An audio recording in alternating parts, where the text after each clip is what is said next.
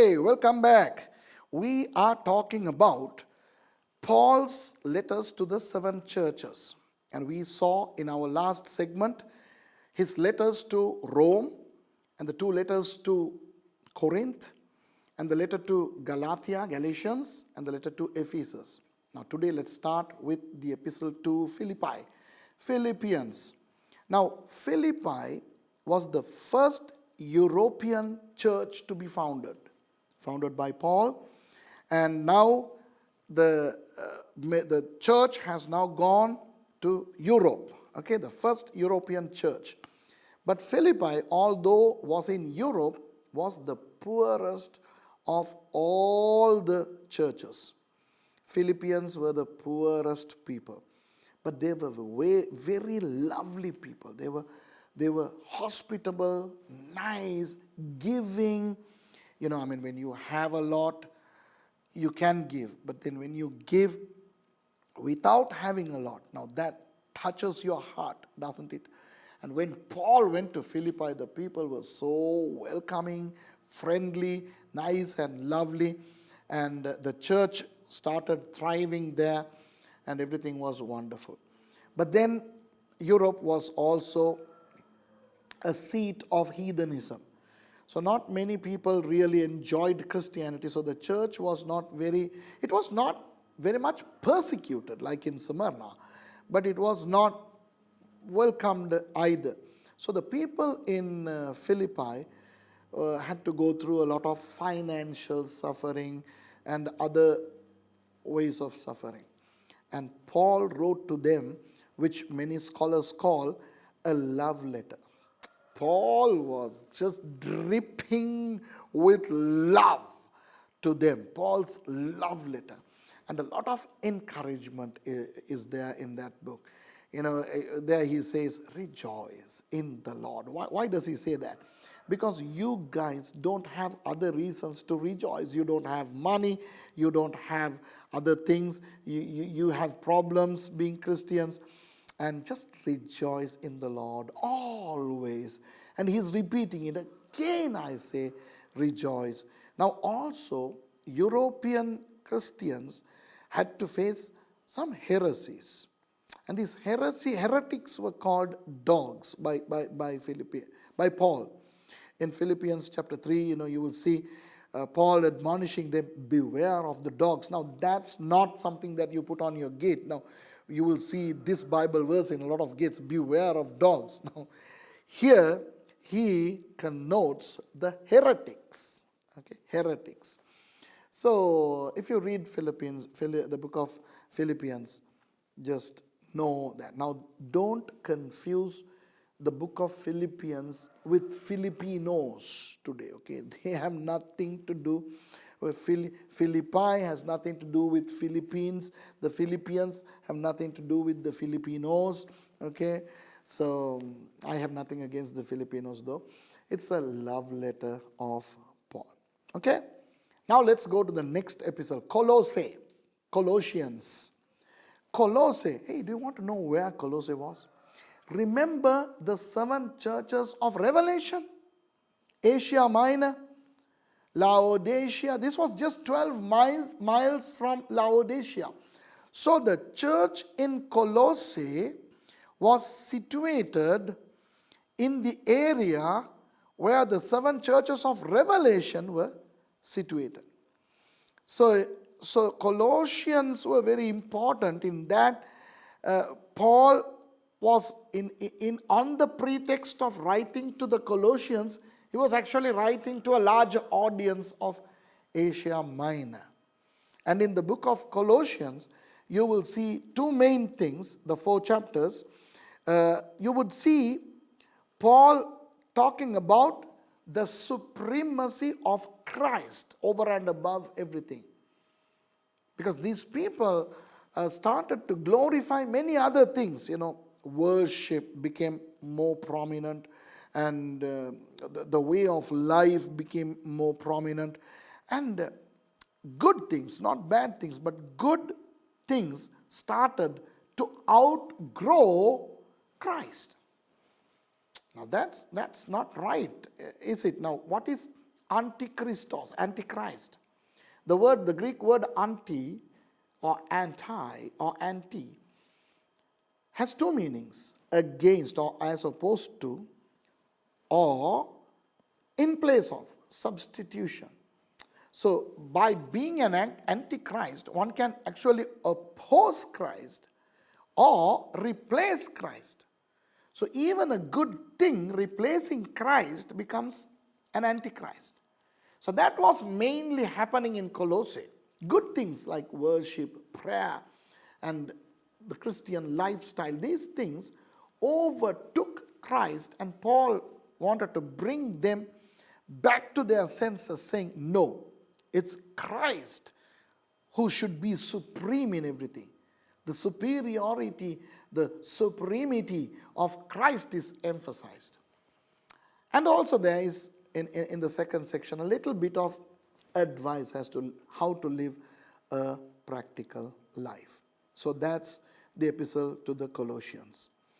And the seventh church Paul was writing, he wrote two epistles, and that's to Thessalonica or Thessalonica, depending on how you would want to pronounce it. Another European city, but these people were naive, and let me tell you, they were stupid also. They interpreted what Jesus said in a very weird literal sense. Jesus said, I will come soon. They thought Jesus was going to come soon in their lifetime. You know what they did? They read the word, they heard the teachings of Paul. If you read the First Thessalonians, you'll see that Paul was talking about the coming of Jesus, and they took everything so bluntly and so literally, and they began to say things like, we don't have to go for work. Our children don't need to go to school. Why? Because Jesus is coming. So we don't need to look after our house. Everything is going to perish. So let's get ready to welcome Jesus, and let's get ready to be raptured. So they stopped going for work, they stopped studying, they stopped cleaning their homes, they stopped cultivating, tending their animals. And then Paul had to write his second epistle saying, hey, hang on a minute there, wait. In his second epistle to them, he had to say, yes, Jesus is coming soon, yes, but there are certain things that need to happen before he comes.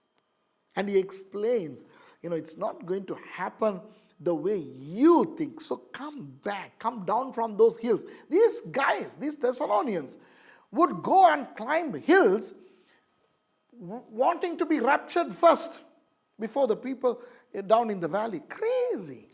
Now we get these crazy people even today. Suddenly somebody would come and they'll fix a date for the coming of Jesus and say, okay, Jesus is coming on September 23rd of this particular year. And I think once when I was driving to California, right along I-40 after I crossed Nevada into California, my goodness, from time to time were there these billboards with the timer counting down that Jesus was coming in 3 months and 2 days and 7.5 hours. This Thessalonian stupidity is there in many parts of the world. You can get these guys down in Korea, in China, in India, even in Sri Lanka. Some fellows are setting date for the coming of Jesus, and they're doing weird things. They should start reading the epistle of 2 Thessalonians. Now, I am not saying the coming of the Lord is not going to happen soon. I am not saying that the rapture will not happen soon. I believe we are living in the last days, and I believe he can come anytime. Fine, but let's live our life the normal way. Let's be ready to meet Jesus if he comes today. And let's be ready to live another 50 years on earth if he doesn't show up. That's exactly what Paul was trying to say in 2 Thessalonians. Okay, friends, so now we have studied the synopsis of Paul's letters, 9 letters to the 7 churches. The churches in Rome, Corinth, Galatia, Ephesus, Philippi, Colossae, and Thessalonica. Okay, now let's talk about 4 more epistles which are personal in nature. Paul was writing to 3 individuals these 4 epistles. He writes 2 epistles to a guy called Timothy, 1st and 2nd Timothy. Then another epistle to a guy called Titus or Titus. Then a letter to a man called Philemon or Philemon. Okay? Who was Timothy? A young man who became a Christian through the ministry of Paul, Timothy's grandmother, and Timothy got saved through the ministry of Paul, and Timothy became an assistant to Paul. Remember, we talked about the epistle to Colossae, the Colossians. Actually, Colossians was authored by Paul and Timothy. Actually, Timothy did not write a lot, but then he co-authored it. Some of the words therein are those of Timothy. Okay? Anyway, Timothy was a wonderful man. He mainly served in 2 places. Once for some time in Corinth, and then his last days he spent in Ephesus. So when you read the pastoral epistles, we call 1 Timothy, 2 Timothy, and Titus pastoral epistles because Timothy and Titus were assistant pastors to Paul. So these epistles were not just personal in nature, they were also admonitions to young pastors, pastoral epistles. So if you read Timothy, 1 Timothy and 2 Timothy, there are things that pertain to Timothy's ministry in Corinth, and there are things that pertain to Timothy's ministry in Ephesus. So you need to really decipher and decode, something like decoding, deciphering what Paul was saying to Timothy. What did Timothy get from this? So don't just read these verses and try to appropriate it into every context. You need to find the real context and then appropriate it. Okay?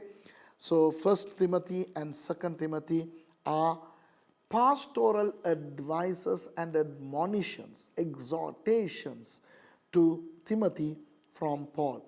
Paul was talking about the personal behavior of Timothy, the personal faith and corporate behavior, and how to preach, and how to preach to people who can preach in return, how to teach people who can teach in return, and how to treat women, how to treat older women, how to treat younger women, how to treat widows, how to treat virgins, how to treat men. All these practical suggestions are all there in these 2 lovely pastoral epistles. Okay? So if you don't really understand, don't worry. Whenever you get a chance to study these books, then you will know. And it will really matter if you are a pastor. I believe that every pastor should study deep these 3 epistles. The 2 epistles to Timothy and the epistle to Titus. Okay, so they are the 2 epistles to Timothy, a young man. That's why Paul says, hey, let not people look down upon you because you're young. Even today that's happening, doesn't it? Now I have been a pastor for 34 years and I'm 52 now. When I became a pastor, I was barely 18. I became a full-time pastor of 3 churches 1 month before I turned 18. I preached my first sermon when I was 13. So I had my youth against me because I had to preach to adults and I had to lay hands and pray for them and serve communion. I had a hard time. Now it's okay, now people are welcoming me open-handedly, but then 30 years ago, People had a hard time accepting me as a pastor. Now that happened to Timothy. And Paul is saying, now you better wear the appropriate dress and speak the appropriate language and behave in an appropriate manner, lest should anyone discount you on your youthfulness. Okay, so if you are a young servant of God, be like Timothy, take these advices to heart, right? Okay, let's go to Titus. Titus, like Luke, was a proselyte Jew. He used to be a Greek, and he was not like Timothy. He was an older man and educated man. He was like Silas. Silas was also a proselyte, and he was also a pastor. Titus was also a pastor, but then he was an assistant to Paul. So Paul had all the rights to give him the admonition. So the difference I see in Paul's letters to Timothy and Paul's letter to Titus is that Paul writes to a young pastor, to Timothy, and to an older pastor, Titus. But you'll see things that overlap, similar things, how to run a church, how to appoint people, so on and so forth. So you can enjoy the epistle to Titus in that manner. Okay? Then Paul wrote to a man called Philemon or Philemon. It's just one chapter, and if you read, it is a wonderful epistle. Not many people understand the contents of Philemon. Philemon was a very rich, elite man who used to live in Ephesus and Colossae, in these two places. But he came to the Lord through Paul. So Paul was the spiritual father of this rich, educated guy called Philemon. Okay? Now Paul, when he was in Rome, many years after he left Philemon, one day, when Paul was under house arrest, a young man was brought, and Paul preached the gospel to this young man, and this young man became a Christian. And then this young man not only became a Christian, he started to help Paul in many ways, going in, getting things for him, and he was a wonderful young lad. His name was Onesimus.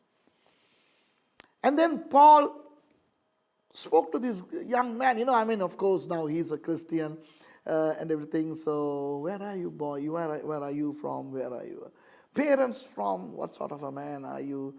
Blah, blah, blah, blah. And then Paul got a shock to hear that this Onesimus was a slave of Philemon. And he had stolen some things from Philemon and run away. And he had come to Rome. Why? Because Rome was the capital of the world. People can easily hide there. So he hid his identity. Nobody knew who Onesimus was. But then Paul, who brought Philemon to the Lord, has now brought Onesimus to the Lord. And Paul discovers that this Onesimus has been the slave, the thieving slave, the unfaithful slave to Philemon. Now Paul says something very interesting. Paul says, Onesimus, you are no longer a slave. We are not slaves anymore, right? And you know what? Your former master is also a Christian now. And what shall we do? You have to go back to him. And Onesimus was like, how can I go? I stole a lot from him. And Paul was saying, no worries. Now he will not treat you as a slave, because you and him, you are now brothers, because both of you have come to the Lord. And through me. Onesimus was hesitating. No, sir, I'll be here. I can't go back. Paul says, no, I'm sending you to him with a little letter. That's this epistle. And it says some beautiful things. Now read it, okay? It's very interesting. Sweet. It's sweet and lovely. And Paul was very diplomatic. Paul says, Philemon, how are you?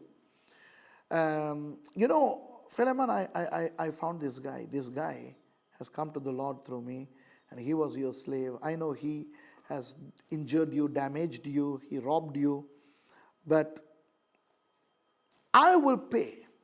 I will pay what he robbed from you. But Philemon, actually you owe me your life, don't you?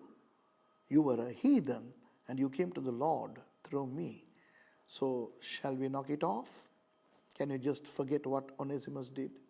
Can you accept him back into your house? Not as a slave anymore, boy, because he is also my son. You are my son and he is my son. And you both are Christians and you are brothers. So I trust that you will do the needful in the right way by accepting Onesimus back into your household, not as a slave, but as a brother. Okay, now I really want to keep this guy with me. He's very helpful. Onesimus is wonderful. But I don't think it's right. So I am returning him to you. Wonderful, isn't it? So it's a sweet little epistle which teaches people like us, senior pastors. Now if you are a senior pastor and if somebody comes to work with you, having caused damage in some other places, then you know what to do, right? A lot of things need to be learned. Okay, to wrap this section up, let's go to Hebrews real fast. As I said, I believe the epistle to the Hebrews was written by Paul. Okay, although it doesn't contain internal evidence. Now, what is this epistle? It's written to Christians who have become Christians from being Jews. And they can be living in Jerusalem, in Rome, anywhere. So this was for the Messianic Jews of Paul's day. And he's writing in a Jewish way. He's saying, look, friends, God gave us his progressive revelation through prophets and visions and and finally he gave the ultimate revelation through Jesus. And he is explaining, the book of Hebrews is explaining the Old Testament in the New Testament language to the New Testament people of the Old Testament. Confusing, isn't it? He's in chapter 11, in chapter 11 he's listing the heroes of faith. And he's saying, you got to have faith now. Even in the Old Testament, people had faith. And how Jesus is the high priest, not in the Hebraic order, because in the Hebraic Jewish order, Jesus had to come from the tribe of Levi to be a priest. But Jesus' priesthood doesn't come from Aaron or the tribe of Levi, because Jesus comes from the tribe of Judah. But it comes from Melchizedek. Okay, of Genesis 14. If you read Hebrews chapters 7 and 8, it will explain a lot about Melchizedek and the link between Melchizedek and Jesus. So have this in your mind. It will be a difficult book for you to understand, the book of Hebrews. But know this, it is written to the Jews who had now become Messianic, who had a profound knowledge of the Old Testament. And Paul is explaining to them how important the Old Testament is and how Jesus is the fulfillment of all what the Old Testament talks about. Okay, friends, so these are the 14 epistles of Paul.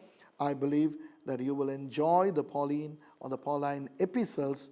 And in our next segment, may I meet you with the general epistles. Till then, God bless you.